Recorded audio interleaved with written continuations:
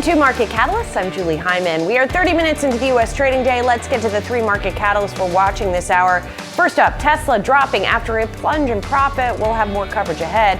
Plus, we'll preview what to expect from the rest of the Magnificent Seven earnings. And we'll discuss competition in the wireless space with the COO of AT&T. First up, let's take a look at the major averages here, though, this morning. We are seeing, we went from a little bit of a decline to a little bit of a gain here. So right now, the Dow is up about 54 points, the S&P 500 up about 1/3%, and the NASDAQ is up about 0.5%, being driven a lot by the earnings-related news here this morning. But of course, there are some other important moves to note here this morning, namely what's going on in crude oil futures. And this is after the administration imposed new sanctions on the oil giants Rosneft and Lukoil. That raised some questions about supply globally, and so we're seeing crude oil futures spike a little bit here today. That also means that energy stocks are the best performers in the S&P 500, so that's helping support some of the gains we're seeing today. 1.4% is the gain that we're seeing in the XLE. Industrials also doing well today on the back of some earnings reports. Materials higher as well. Consumer discretionary is the laggard in today's session. If we go into the Dow here and kind of equal weight it to see what we've got on the move, IBM out with its earnings after the close yesterday. Those shares are down 4%. We're going to have some details in just a little bit. Counterbalancing that to some extent, Honeywell on the other end of the spectrum up by 5% after its earnings report. So you see here the sort of balancing act that we get into during earnings season. Similarly, you look at the NASDAQ 100 today, and most of large cap tech is in the green. Not in all cases by a lot. Apple is only marginally higher, but most of that we're seeing in the green as the NASDAQ overall rises today.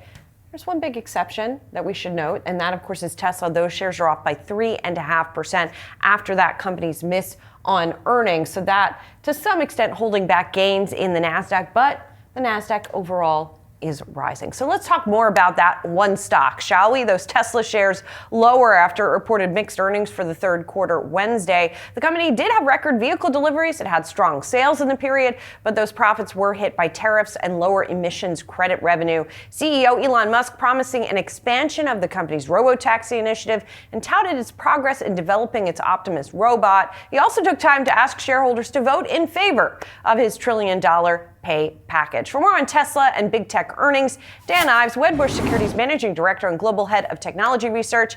Hey, Dan, how are you? Great to be here. So, great to see you. I was just looking at some of the numbers for Tesla, and, I know that people don't buy Tesla because of the cars, and we've had this discussion before. Cars still account for 3/4 of this company's revenue, Dan. So, yes, if you're looking at the robo-taxi future, I guess with Tesla, it's always a timeline question of when all of that stuff is going to actually start to be more meaningful. Yeah, look, Julie, if you look, demand stabilizing, relative to what we've seen, especially over the last year. And China, I think that's an uptick. So that is important just in terms of the car business and even margins upticking. But the reality is, me and you've talked about many times, this is going to be a golden chapter for Tesla in terms of autonomous and robotics, the AI roadmap. That's why you own the stock. That's why I think this thing ultimately is a double, over the next 12 to 18 months. As it plays out, robotaxi scales and autonomous, it's going to be the best, ultimately when it comes to consumer, best application out there. Okay, Dan, break this down for me, explain this to me. How do they make money from autonomous? Because right now they own all the robotaxis, right? So they're making whatever small service revenue there is from those cars. But then ultimately, what does that profitability picture look like? And again, when can investors expect it? Mm-hmm. Yeah, look, and obviously when, right? That's the big question. Look, I think first, if you focus just on 1 year out, from NVIDIA to Microsoft to Apple, we go to every tech company out there, I think you've missed that transformational move, right? For Tesla, you got to look out 2 or 3 years. And ultimately, look, can you get to 500,000, 1 million vehicles out there? That essentially, it's going to be a cyber cab, it's going to be a robo-taxi network. Right, but do they own that network, or does someone else own that network? And what's the profitability of that network? Because a robotaxi, at least it's my understanding, is not a cheap thing to run, right? Mm-hmm.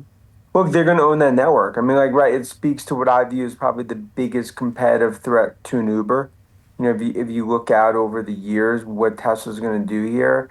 And remember, there's going to be their own network. And then if me or you, if we have a Tesla and we're at work, we could ultimately put that Tesla into the network. So while we're at work, it's actually giving rides out, right? And then ultimately, that speaks to the broader effect that's going to happen here is that this is laying out what's going to be this biggest chapter of growth ever.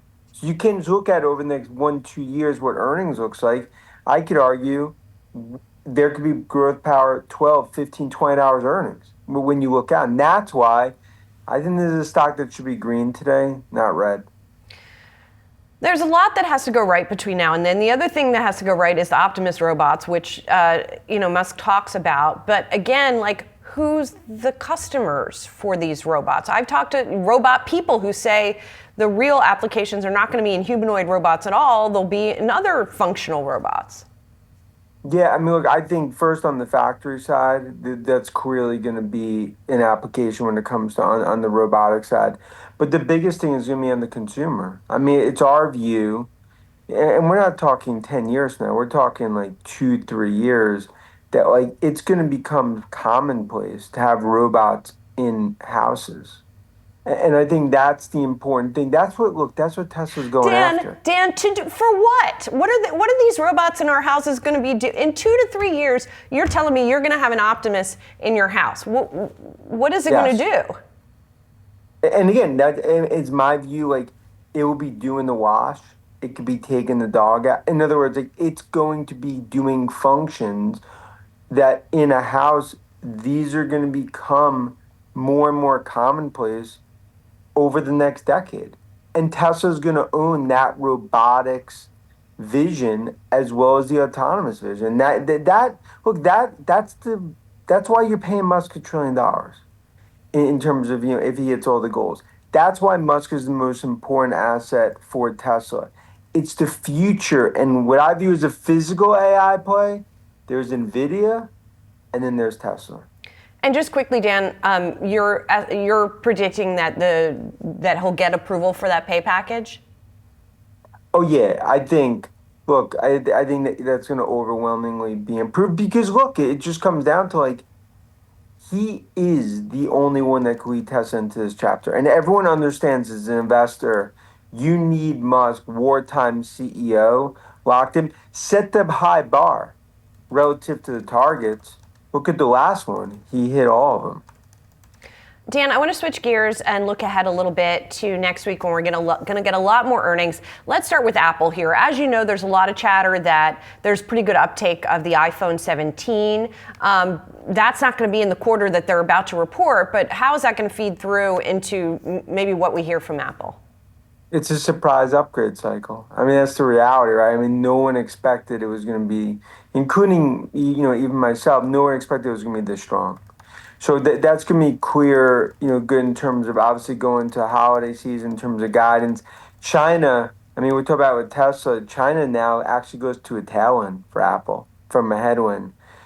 And that's important because you go back to the last few months, New York City cab driver is bearish in Apple. Now you set up for what I believe is going to be the Apple Gemini partnership on AI. That's how you're going to get to what I think in a year from now is, $325, $350 stock. And then, Dan, finally, we're also going to hear from Microsoft. And I'm curious, as we look at the sort of hyperscaler wars or cloud wars, if you will, do you think that Amazon's outage is going to allow Microsoft to grab a little market share? I don't think so, because I think that continues to be sticky. But I do think, look, when it comes to Jassy and Amazon, they're playing catch up relative to enterprise, what Microsoft's doing, because they are in pole position on these enterprise AI workloads as that stays within that sort of Redmond base. Now, Google has clearly had massive growth, and I think you'll see it again in terms of all of our checks, what we'll see from GCP this quarter. Look, but for Amazon, that's the opportunity. And I think that's right now the big focus to make sure that they're not on the outside looking in. Dan, good to see you. Thanks so much. Great, thank you. And by the way, we'll be talking much more with Dan Ives and lots of other tech and AI experts at Yahoo Finance Invest. That is streaming live on November 13th. In the meantime, we got much more markets action coming your way. Stay tuned. You're watching Market Catalyst.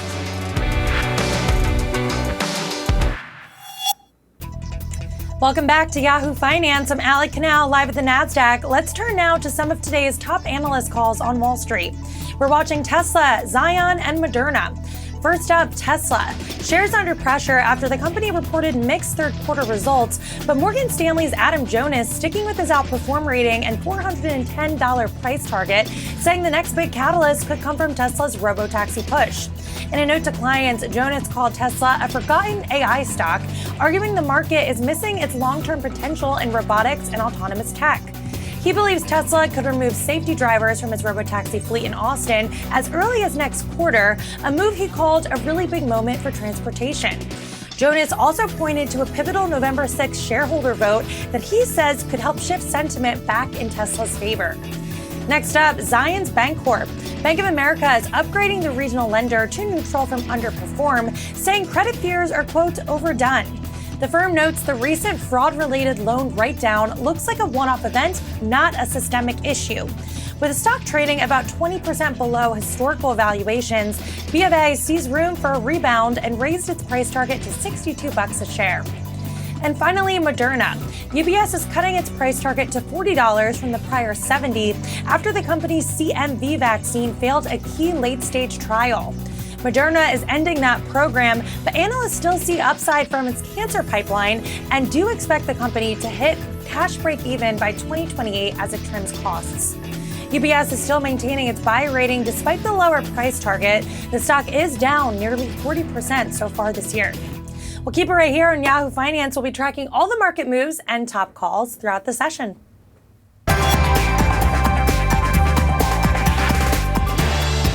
Now time for some of today's trending tickers. We're watching Supermicro, IBM, and Quantum stocks. First up, we got Supermicro, the major provider of servers, pre-reporting its first quarter earnings. The company expects revenue for the first fiscal quarter of roughly $5 billion. That's short of analyst estimates for about $6.5 billion. Some revenue that had been expected for the first quarter will now not be recognized until the following period, the company said. It also reiterated a revenue forecast of at least $33 billion for fiscal year 2026. The shares initially falling, then they recovered a bit. Now they're down 6%. Let's also talk about IBM. Those shares are moving lower after it disappointed with its revenue in two of its key software categories. Third quarter sales in the hybrid cloud unit that includes Red Hat increased 14%, but that is a slowdown from the previous period and below analyst estimates. IBM shares have climbed this year on investor enthusiasm for the software business, but the results suggest that organic software growth could be slowing. And Quantum stocks are in focus yet again. They're on the rise today after the Wall Street Journal reported that several of the companies are in talks to give the Commerce Department equity stakes in exchange for federal funding. This is a signal that the Trump administration is expanding its interventions in what it sees as critical segments of the economy. These stocks are very volatile, and today they're trading higher. As always, you can scan the QR code below to track the best and worst performing stocks with Yahoo Finance's trending tickers page. Coming up next, we will be digging more into the phone wars and results from AT&T with the company's chief operating officer.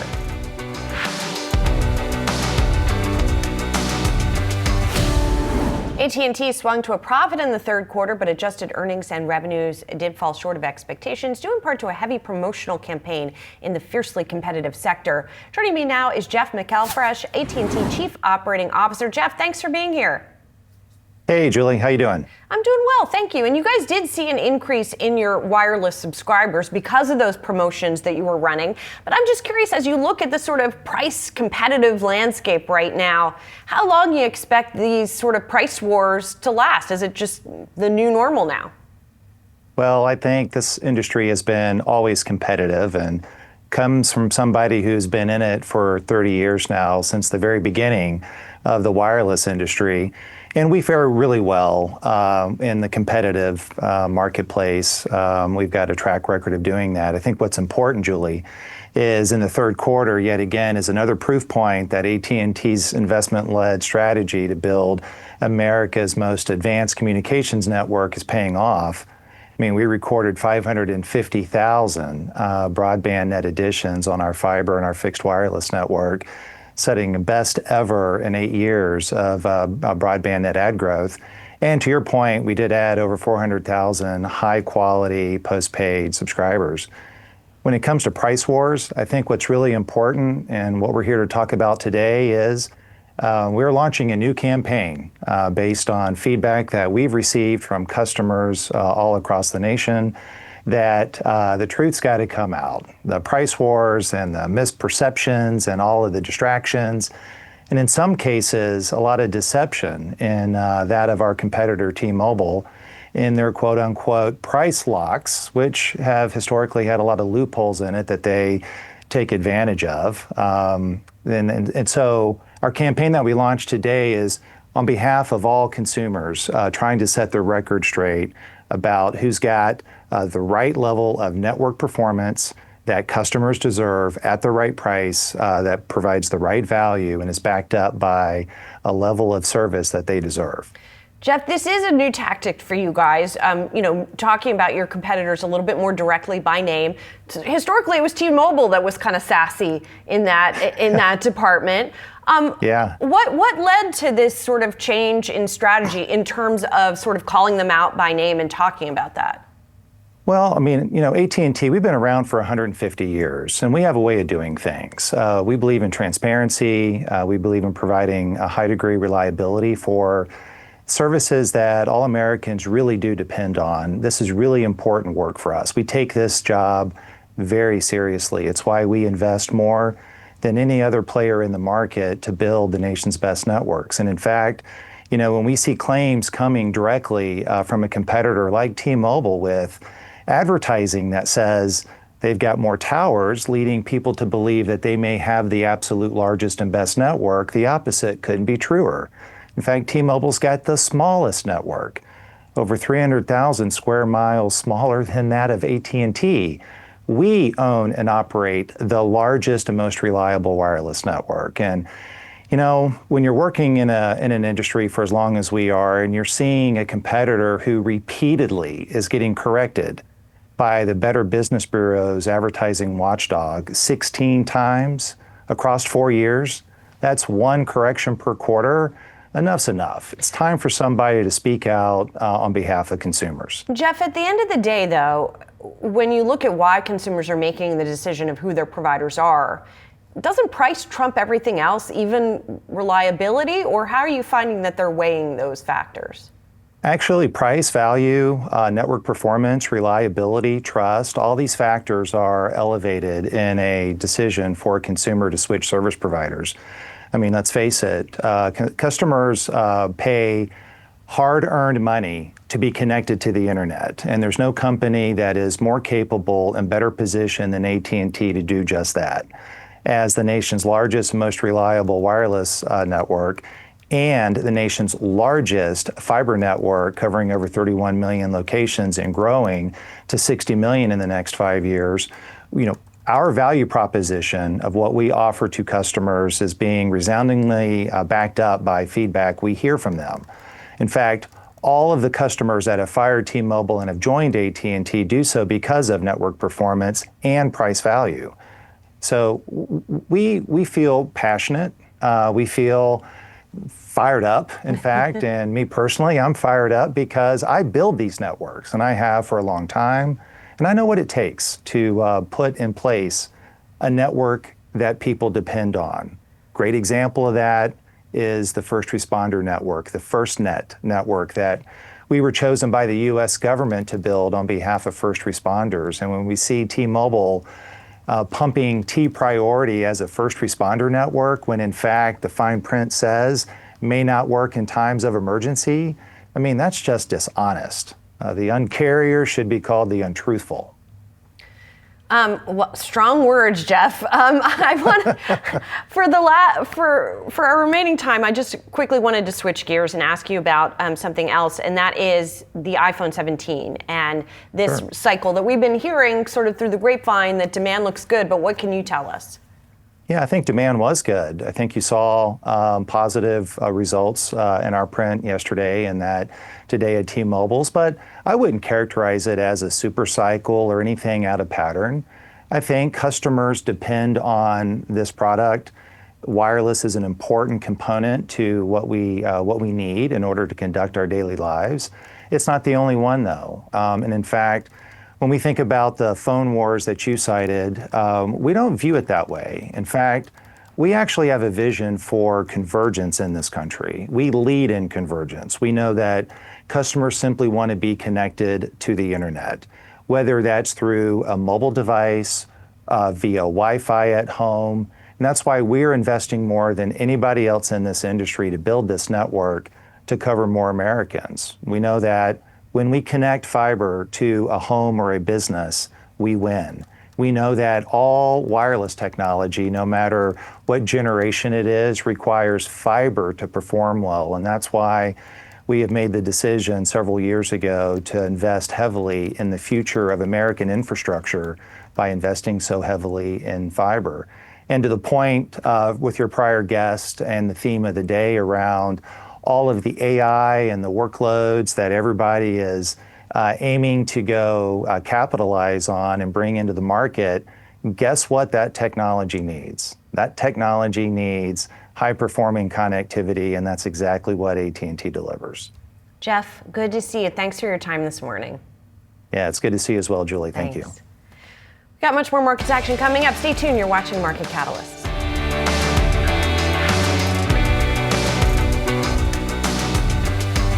Scott, it's good to see you here. So, little room for error. So far, this earnings season, yes, we're kind of going sideways here, but by and large, it feels like things are coming in relatively strong, with the banks first setting the tone, Netflix an outlier. I mean, how are you reading it, and what does that mean for where stocks can go from here?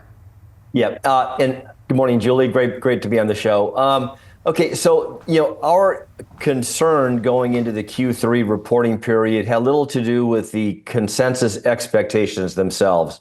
Going into Q3, consensus was for an 8% index level earnings gain. We've got no issue. We think that's fairly straightforward to kind of achieve, if not exceed.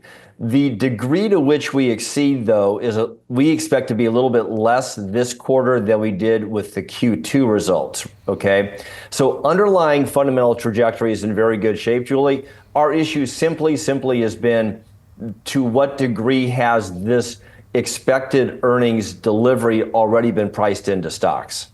And what are the early indications and the early reactions this earnings season telling you in terms of the answer to that question?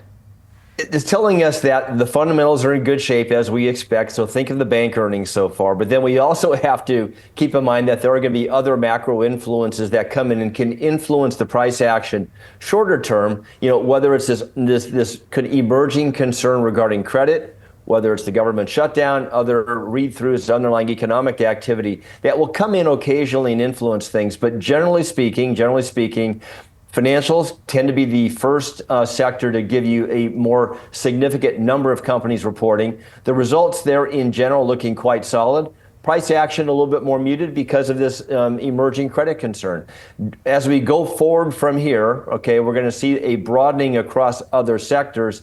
And again, the storyline is going to be one where expect fairly persistent earnings growth. We do think we'll see a little bit of negative edge come in terms of companies talking about the tariff setup, but we don't think it's anything that's going to turn into a structural headwind at this point.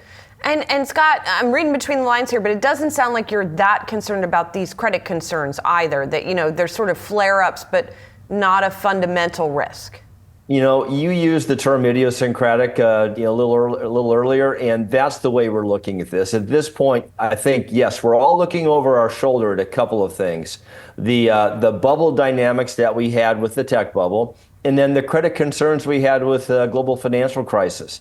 And so I think many eyes are looking at this, and when you see this, this instance come up, is it a canary in the coal mine, or is it the beginning of something bigger?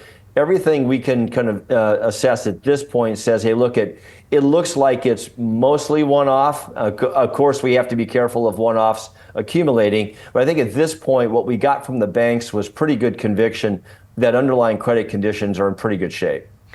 And then, Scott, as you know, one of the other big debates out there is whether AI is in a bubble. This is something that you guys wrote about recently. And I've also seen lines like, okay, why are bubbles so bad? So I don't know, how are you guys thinking about it? And is this another potential risk for the market? Yeah, I think it comes up in most conversations, Julie, and you can't get away from the discussion. And what happens when you have this magnitude of performance that we've had over the past 1 to probably 3 years now in terms of this underlying mega cap growth tech AI driver, it conjures up that bubble discussion. What we're focused on is that typically what brings bubbles to a burst, if you will, is an inflection to the negative in fundamentals, okay? So right now, our line of sight, certainly into 26 and probably into 27, and perhaps even longer, is a fairly persistent positive setup for underlying earnings growth drivers. As long as that continues, the bubble issue remains topical, but we don't think it translates into a significant market issue. Now, shorter term, which is a concern we've had going into the Q3 reporting period, expectations can get a little bit ahead of themselves, such that even if you get good fundamental delivery, it's already priced in, right? So the bottom line here in this bubble discussion, we think the AI playbook here, the infrastructure build, and then the eventual read through into a more efficient corporate America is still early innings. So we want to allow for shorter term volatility around that expectation setup, but under the surface, we don't think we're looking at a bubble circumstance at this point. And Scott, I know your team has also written about applying what you call the GARP overlay on AI, right? Growth at a reasonable price, which I've been amusing myself by thinking of it as AARP, AI at a reasonable price. But how do you find, where do you find that at this point? Julie, I'm much closer to the AARP connection than you are, but so let's be clear on that. Essentially what it comes down to is this notion of what's being implied in the stock price right now relative to where consensus is. And so when we look down our list of companies, this is where we go with this growth at a reasonable price.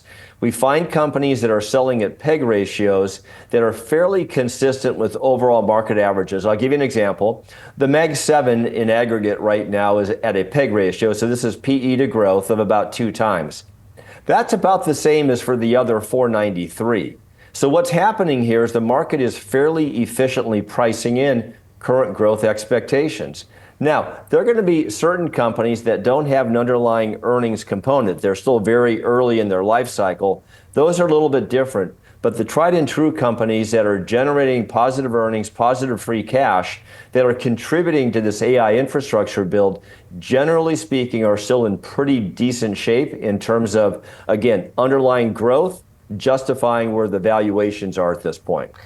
Scott, it's interesting that you use the Mag 7 as an example because, of course, in that cohort, there's a pretty big range of those valuations and how close they are to the average, valuation ratio. But is that something that you would be advising individual investors to also look at, sort of look at things that are not outliers in terms of their valuation? So where we go with this, I'm sort of a free cash flow junkie, if you will. I pay a lot of attention to free cash flow trends and growth drivers, okay? When you look at this Mag 7 component, now there's a couple that are probably outliers that we have to handle differently. Tesla would be an example of that. But in aggregate, when you look at these companies, the free cash flow generation coming out is astounding and something I haven't seen in my 40 plus years of doing this. This is much different than the tech bubble, okay? So what I have is a set of companies with different phases in the way they're playing through this AI opportunity that are spending a lot on CapEx, got that, but still generating positive free cash flow, and in most cases, still reducing fully diluted share count. This is a very healthy setup, right? So these companies are spending, but not in a way that is in excess of what they're generating in free cash.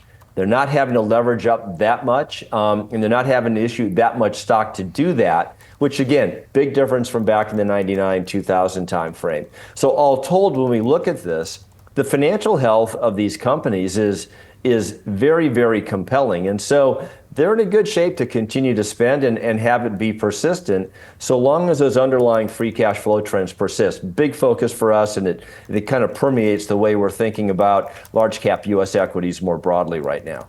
Scott, great to see you. Thank you very much. Thanks, Julie.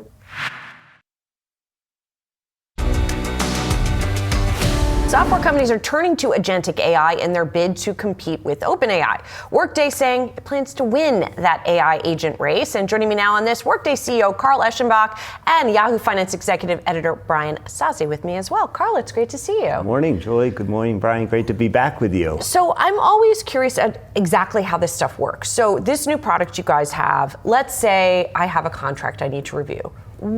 How exactly does it work? What does it do for me? Well, a lot of contracts out there that people have in the enterprise are what we call unstructured data, and they're hard to bring in. Someone actually has to physically review them. We can use AI to ingest that contract into our library or our database, and then we can review it. We also have now a contract negotiation agent. So think about how much time, effort, and energy a lawyer puts into redlining a contract to go back and forth. Because now you have this library with all of your contracts, you know the terms you want to have in a given contract. So now you can compare a new contract to the terms you want, redline it automatically, and then push it back to the party you're negotiating with. And that's all automated.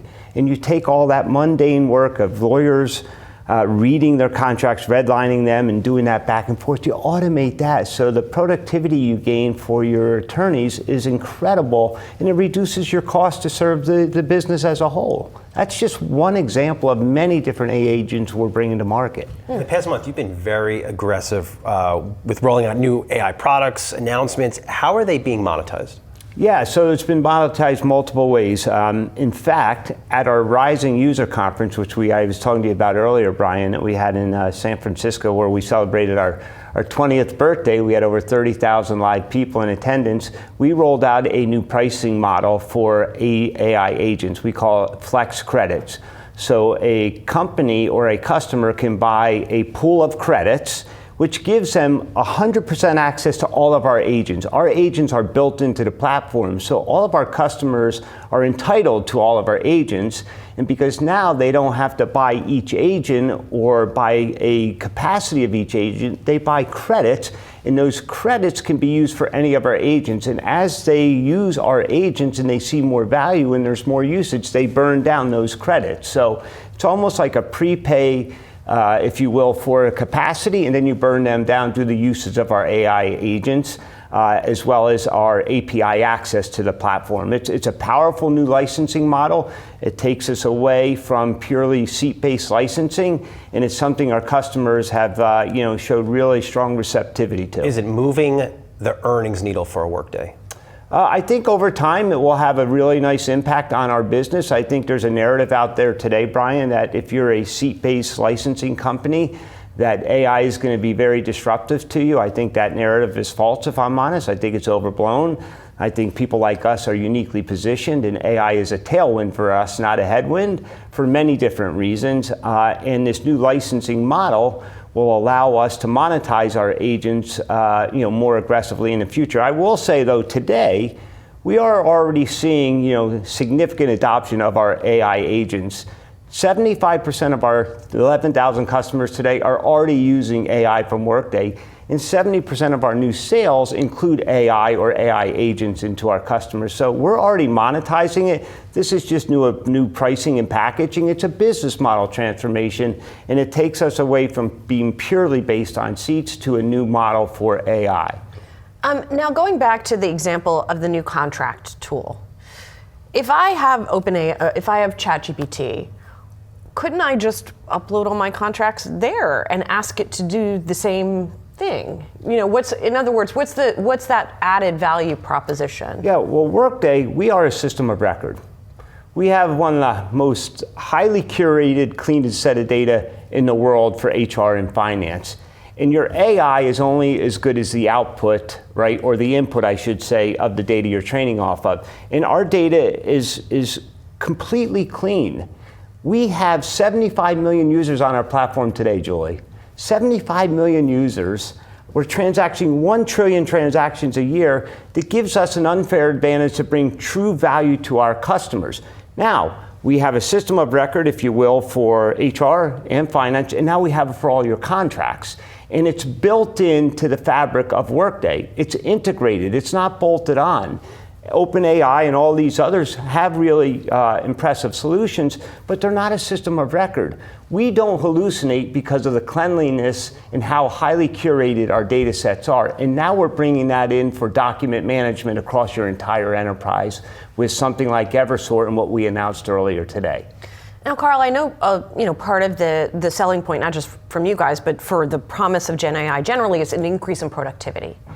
And I know that you all decreased your headcount earlier this year. How much of that is then being made up for by using some of these AI tools? Well, I think there's two different questions in there. Number one, we did do a restructuring earlier this year. But we also talked about that restructuring was to give us more operating leverage to invest back in AI. And we also are now starting to look at a global workforce, trying to move our workforce closer to our customers around the world. So that's really what we've done. In fact, we're hiring as many people back as what we did in the restructuring. So I think there's a narrative out there that we did it purely because of AI. No, we did it to leverage AI and invest more into the platform as much as anything. Today, I think a lot of people, quite frankly, who are doing restructurings lean into it and say they're doing it purely because of AI. I don't think that's always true. I think people have overhired over the last 5 years coming out of COVID. They're restructuring to drive operating leverage in the business. That being said, everybody, including us, across every single function in the enterprise at Workday, we are leveraging AI. We're getting operating leverage, and we're using those operating leverage in those cost savings to invest in the business to drive growth for the company, also for our employees. We don't believe AI is going to replace humans. We think it's going to drive a step function change in human productivity, and we're going to amplify human performance, not replace it. So I think, and definitely me, Julie, I have a different view that we're going to, take out 20, 30, 40, 50% of our employees because of AI. I just don't see it. We're going to actually amplify human potential, not replace it through the use of AI. Maybe I can channel your VC background a bit here. Some of the valuations we are seeing on private companies tied to AI, even in OpenAI, I mean, they're not making any money, but they're signing big deals. Do things feel frothy to you? Listen, I'm not in the venture business. I'm still a partner at Sequoia and help them when I can. But I do think, valuations are frothy. I do think over time, that's not uncommon when you have these, big tectonic shifts and there's a massive amount of private capital going into these businesses.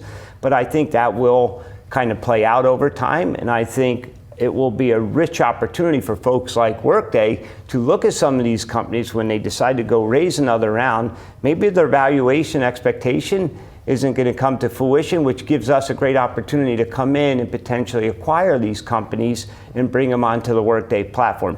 Recently, we acquired a company. We announced it at our Rising User Conference, Sana, which is a powerful AI platform that we acquired. And prior to us acquiring it, we were also investors to our Workday Ventures business. So we're investing in these businesses ourselves, but I do think, listen, valuations are a bit frothy, there's no doubt, but that's not uncommon in some of these kind of big tectonic shifts. But you're not willing to overpay. You're not willing to overpay. You still have... We will not overpay. I think we're very curious in looking, and we're open to acquisitions. We've made 5 AI acquisitions, Brian, in the last, just under 2 years, and 3 of them have been in the last, if you will, 3 months. And I think we look for companies that have great value, bring us great technology, bring us great founders and people, and they fit adjacently into our go-to-market strategy so we can amplify their growth as they become part of us.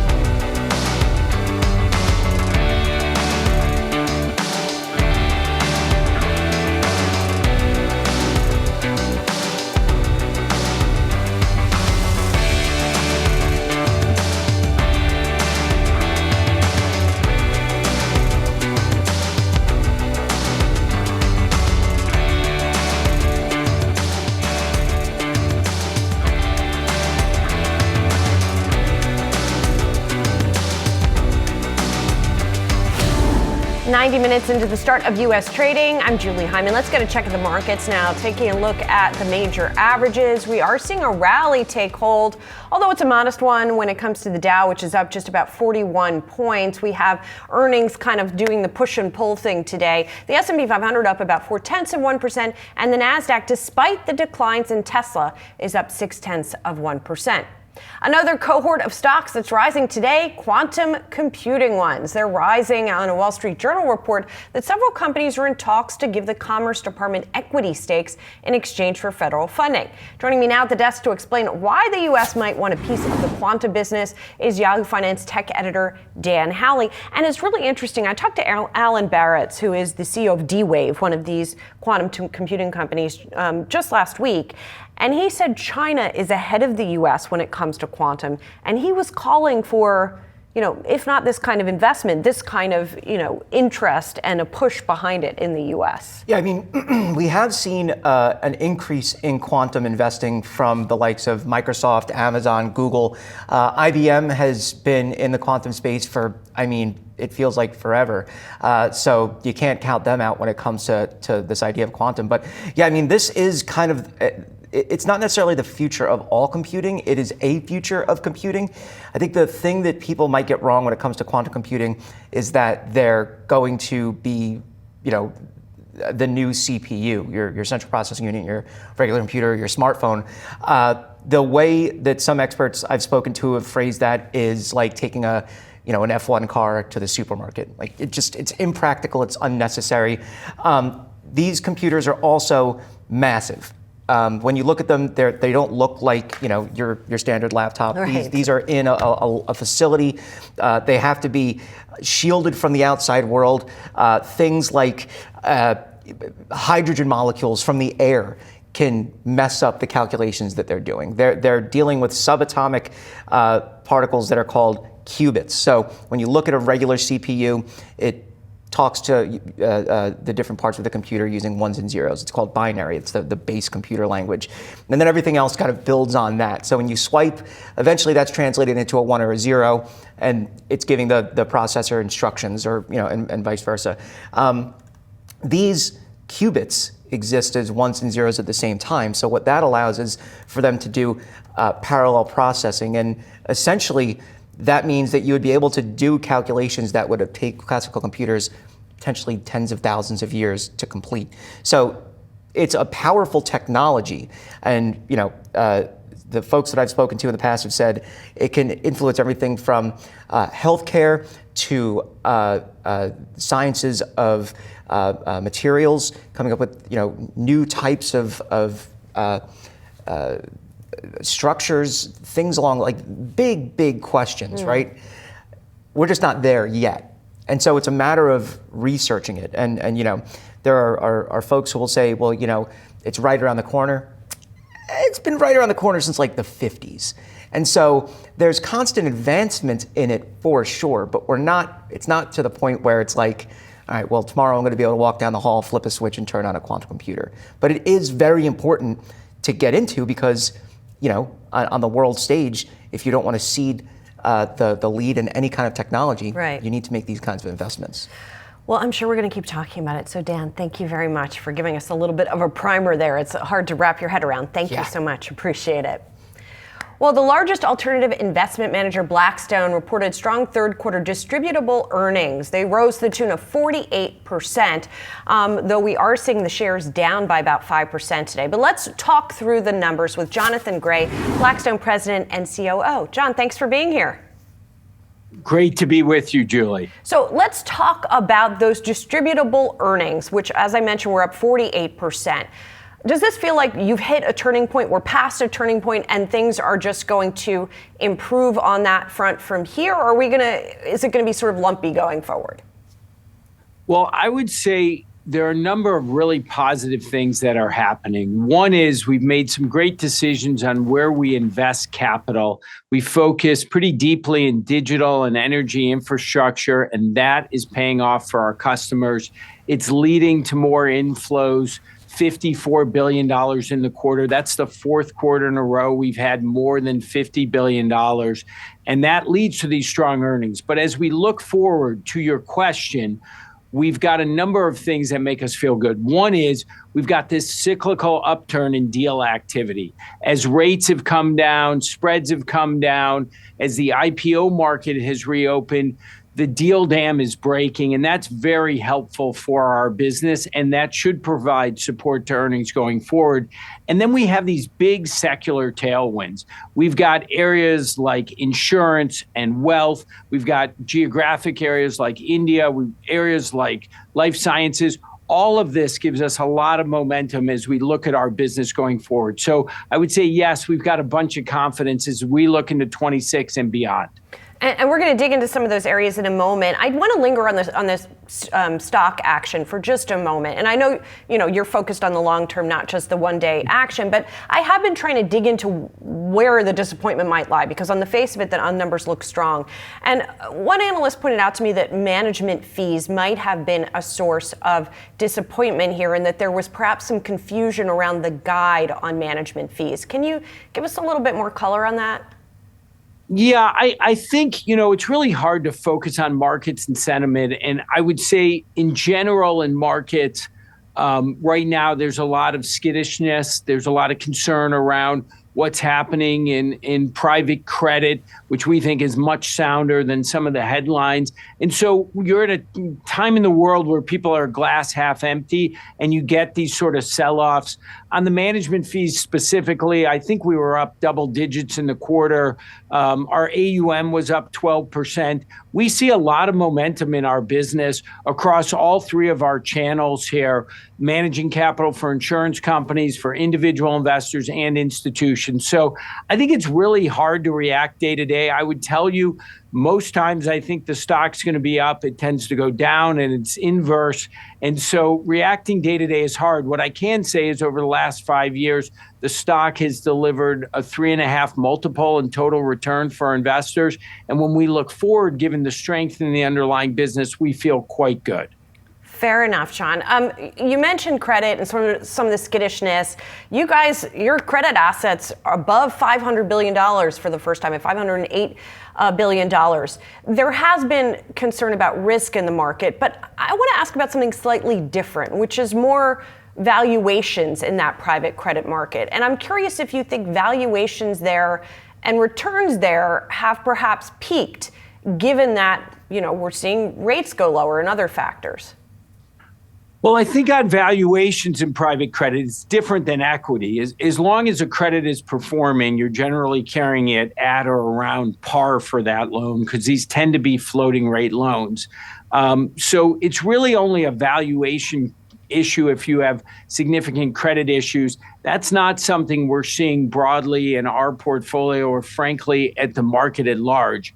I think the second part of your question is what happens as rates decline.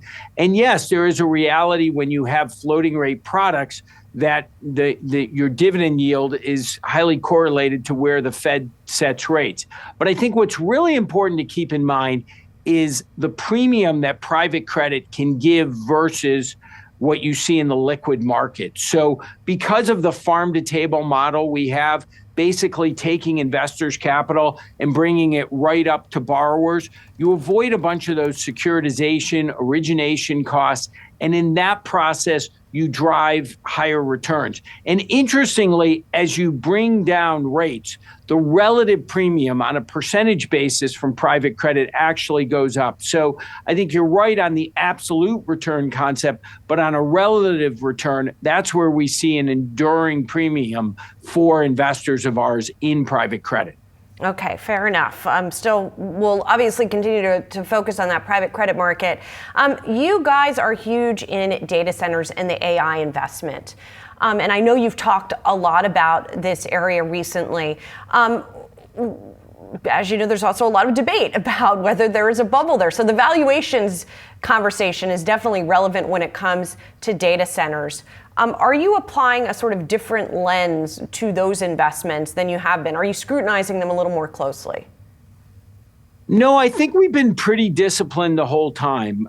When we look at these, either on the equity side as an owner or when we finance them, we're thinking about the same things. And the keys are we signing a long-term lease with a very large investment grade company? And that really provides the ballast and safety. So if one of the largest companies in the world with a $1 trillion to $4 trillion market cap, strong investment grade rating, signs a 15 to 20-year lease, you have something of incredible value in addition to the hard asset you built that's got access to very valuable power. So that to us seems like a sound way to do this. We continue to be disciplined. We're not, these are not condos in Miami where you build them speculatively. These are long-term leased, pretty conservative assets in that sense. And so we like this business because it provides the foundation for what's happening in the AI revolution. AI is going to bring a ton of productivity to businesses, to all our lives, but it needs this foundation. It needs chips. It needs data centers. It needs power. We've leaned in really hard in data centers, also really hard into energy. And we think that's a really sound way, the picks and shovels here, to support this major technological change. John, you made some comments recently about AI that I thought were really interesting, where you talked about there's so much focus on valuations and less focus on where AI could be disruptive to existing industries. And on that front, there was a report that OpenAI has hired some ex-investment bankers in order to train its models to build financial models. And so I wonder what your thoughts are on your business itself, on the financial business being disrupted by AI. Yeah. It's a great question. I would say that discussion around disruption is so important because everyone's over here looking at bubbles. They're not looking over their shoulder as industries change. And I would say at our firm, I think when you think about the investing function, these tools will be super helpful. And they're already helping us summarize data, come up with thoughtful questions. I don't think they're going to displace our analysts and associates anytime soon, but they'll be very helpful. There are a lot of functions here, though, where we're seeing real productivity gains. If you think about Claude Code and our engineering folks here doing software work, that's very helpful to make them much more efficient and productive. Our video and content team using these AI tools, also helpful. In the legal area, in places like marketing compliance, we're able to use these technologies to, again, make our people much more productive in what they're doing. So I think we're going to see across the economy, including here at Blackstone, a bunch of changes. Some of it will take time, but I think there'll still be plenty of jobs. It's just going to be this really enhanced productivity in a number of areas. John, finally, I want to ask you about probably my favorite comment on the call, which was somebody asked you or asked the executives how you're sort of approaching the retail channel, how you're branding Blackstone, and were you going to have a Blackstone stadium anytime soon? Which you guys said, no, we're probably not going to have a Blackstone stadium. But I do wonder how you are approaching that branding question, especially as you drive more and more into that retail channel. Well, this is a hugely important area. Christine Anderson, who runs our corporate affairs, oversees our marketing. We spend a lot of time talking, as also with Steve Schwarzman, about how we can position this firm, how the world can see us. And we are moving, as we have really now over 20 plus years in the wealth space, we're broadening who our customers are. And reaching them is obviously different than when you have individual institutional meetings.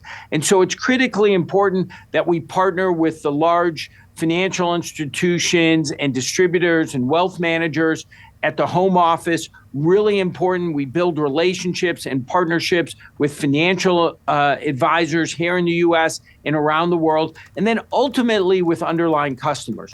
But this is still a pretty targeted sale. It's not for every consumer out there. So I think you'll see us show up in a relatively small number of places where we think there are a large number of potential customers.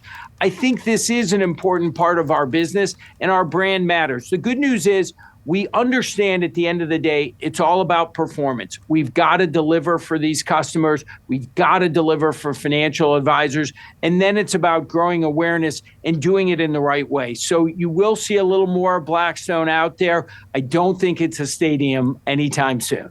Okay. All right. Well, we'll keep asking you about it. Maybe things will change. John, thanks so much. Good to see you. Thank you so much. Be well. Take care. You too. Much more markets action coming up. Stay tuned. You're watching Market Catalysts.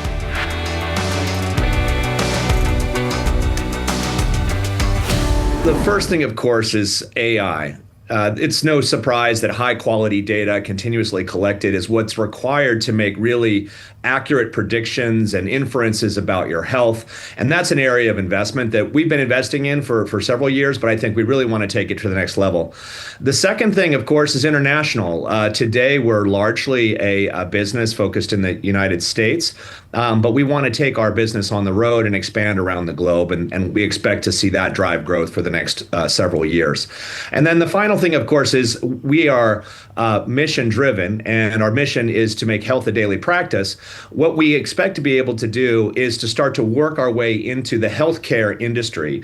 Today, we work with insurers. In the future, we expect to work with insurers and providers and clinicians, and expanding our product platform and technology platform to work in hand with traditional healthcare is a big part of our investment going forward. So Tom, put some of that together for me, in particular the AI and the healthcare piece, because ideally, one would see a future where you could use a tool like an Oura Ring or whatever tracker you're talking about to be predictive, right? To say you're at risk for a heart attack or what have you. Here's the signs. Here's what you need to do. How far away are we, or are we already there in terms of that kind of functionality? So today, for example, Oura can look at your biometrics and make a prediction about your health status in a couple of days. The feature is called Symptom Radar. It looks at several biometrics, looks at what's normal for you, looks at the trends in your health, and can say something like, "Hey, you're showing major or minor symptoms that are expected for you in the next couple of days." And that's a very short time horizon prediction.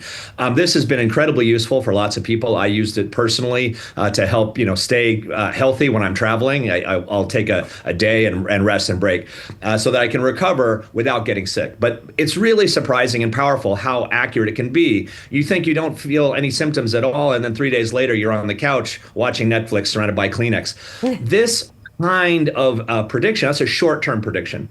But the density of data and the quality of data that we can collect, including data from the ring, but also data from outside, things like I'm wearing a glucose monitor right now, or we recently introduced blood biomarkers where you can actually sign up and get those tests taken, and then we'll bring them together inside of your Oura experience. Adding all that data together lets us make longer term predictions. And I think the way to think about this is that it's almost like a doctor in your pocket. You've already got a supercomputer in your phone. You've got a device on your body that's measuring, kind of clinical grade data on a constant basis and looking at you overnight, which means your body's at rest. So we get a very good signal, and then feeding that information to a machine intelligence, which is looking over you.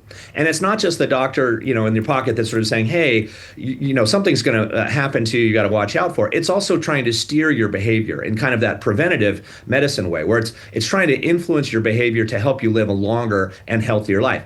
AI is the foundation of all of that. And if you think about medicine today as being practiced on the averages, and you go to the doctor once a year, the difference is that this AI will be personalized to you. It'll be custom to you. It will know your data, your context, your genotype, your phenotype. In the future, that's the future of medicine. And it's not only personalized to you, but it's also predictive and can work with your clinician to help them understand what's going on with you, like a co-pilot for your doctor.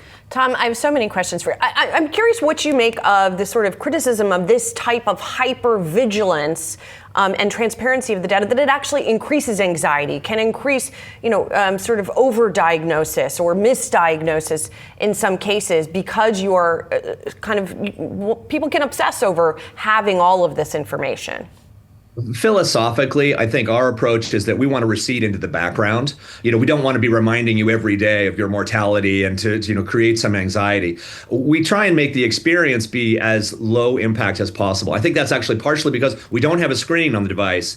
It just sort of is there monitoring you like a guardian angel in the background. But when you need it or want it, it's available to you, and you can investigate it at your leisure. Now, that being said, there certainly are people who I think become overly obsessed. I don't know if your husband talking to you every morning about his sleep score qualifies, but the point is that the information is power.